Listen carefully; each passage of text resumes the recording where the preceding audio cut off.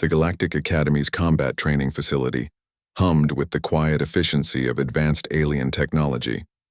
Crystalline walls pulsed with bioluminescent patterns, while gravity fields adjusted automatically to accommodate the diverse physiologies of the assembled students. Representatives from 17 different species stood in formation, their various forms creating a bizarre but harmonious tapestry of galactic diversity. Naz Chen stood among them, her human frame appearing deceptively fragile next to her classmates. The Karathi towered above her with their rock-like exoskeletons, while the graceful Villani floated nearby on gossamer wings that shimmered in the artificial light. Her closest friend, James Rodriguez, caught her eye from across the training circle and offered an encouraging nod. Instructor Zarthek, an imposing Hegarian with 4 muscular arms and skin that shifted between deep purple and silver, surveyed the class with compound eyes that missed nothing. His voice resonated through the translation matrix embedded in each student's neural implant. "Today we practice defensive formations against multiple opponents," Zarthek announced, his mandibles clicking with authority. The scenario is simple. One defender in the center, surrounded by attackers using non-lethal force. The defender must neutralize all threats without causing permanent damage. The alien students exchanged glances. Most came from worlds where combat was ritualized, elegant, or conducted through advanced technology. Physical confrontation in its rawest form was largely foreign to them. "Who volunteers as the first defender?" Zarthek's gaze swept the circle. Before anyone else could respond, a tall Karathi named Vexital stepped forward. "The human should go first," he said, his voice like grinding stone. "Let us see what the Deathworlder can do." A murmur rippled through the class. Deathworlder, the term the galaxy used for species that evolved on high-gravity planets with extreme environmental conditions. Humans, along with only 3 other known species, carried this designation. Most aliens viewed it with a mixture of respect and unease. Naz felt the familiar knot form in her stomach.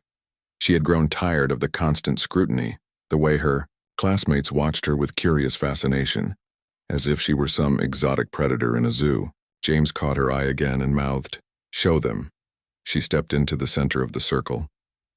"Very well," Zarthek said, repositioning himself at the edge of the training area. 6 attackers. Begin when ready." The selected students formed, a loose circle around Naz. Vextal positioned himself directly in front of her, his rocky features set in what might have been a sneer. 2 Aquari flanked him, their blue-scaled forms moving with fluid grace. A klaxon spread its 6 arms wide, each limb ending in padded striking surfaces. The remaining 2, a spindly Nathari and another Hegarian, completed the formation. Naz closed her eyes for a moment, feeling the familiar calm descend. Her grandmother had taught her these breathing techniques during childhood summers in Lahore, long before she knew she would one day study among the stars. The old woman's words echoed in her memory. "Beta, strength isn't just in the muscles. It's in knowing yourself." She opened her eyes. "Ready." The 6 aliens moved as one, their attack coordinated and methodical. They had studied human anatomy, knew about her species' physical capabilities. What they hadn't accounted for was the peculiar psychology that Deathworld evolution had bred into human bones. Vextal charged first, his massive form thundering forward with arms spread wide for a crushing embrace. Naz didn't retreat. Instead, she dropped low and rolled forward between his legs. Her movement was so swift and unexpected that the Karathi's momentum carried him past her entirely. As she came up from the roll, one of the Aquari was already upon her, striking with practiced martial technique. But where the alien expected resistance, Naz flowed like water. She redirected the strike's energy, using the Aquari's own force to send him spinning into the advancing klaxon. The Nathari attempted to entangle her with its whip-like appendages. Naz caught one of the limbs mid-strike, her human grip strength, evolved for grasping branches while avoiding predators, far exceeding what the Nathari had anticipated. She pulled hard, bringing the surprised alien stumbling forward into a controlled takedown. The second Aquari and Hegarian converged on her simultaneously. This was where human adaptability truly shone. Most species had evolved specific combat responses, elegant and efficient within their parameters. Humans had evolved to survive chaos. Naz feinted left, drawing both attackers in that direction, then pivoted right with explosive speed. Her elbow caught the Aquari in his center mass while her legs swept the Hegarian's primary support limbs. Both aliens went down hard. By now, Vextel had recovered and turned around, his eyes wide with something approaching alarm.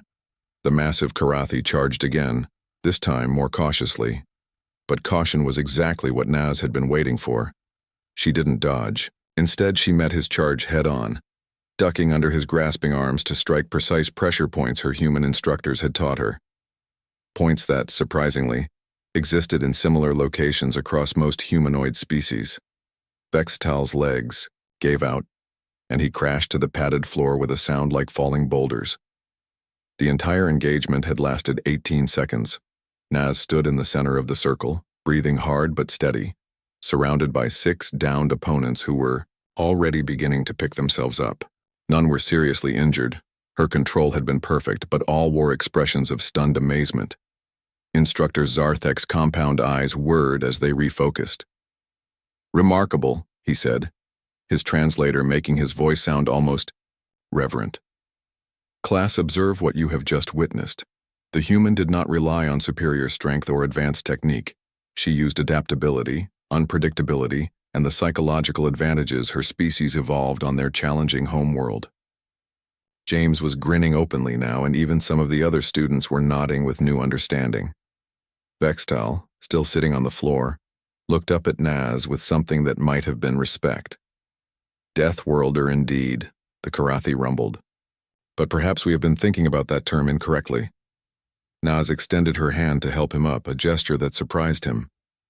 "On my world," she said, "we don't survive by being the strongest.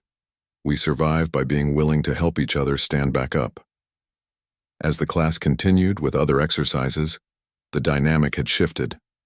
The careful distance her classmates had maintained began to dissolve. Questions came more freely, and for the first time since arriving at the academy, Naz felt less like a curiosity and more like a teacher. Later, as she and James walked back to their dormitory through the academy's sprawling corridors, he shook, his head in amazement. 18 seconds, he said. I counted. Naz smiled. Grandmother would have said I was showing off. Maybe, James replied, but sometimes showing off is exactly what's needed. Through the transparent aluminum windows, the stars of the galactic core blazed in their eternal dance. Somewhere among them was Earth, the Deathworld that had forged humanity into something unique in the galaxy. Not the strongest, not the fastest, but perhaps something more valuable. Survivors who never forgot to reach down and help others rise.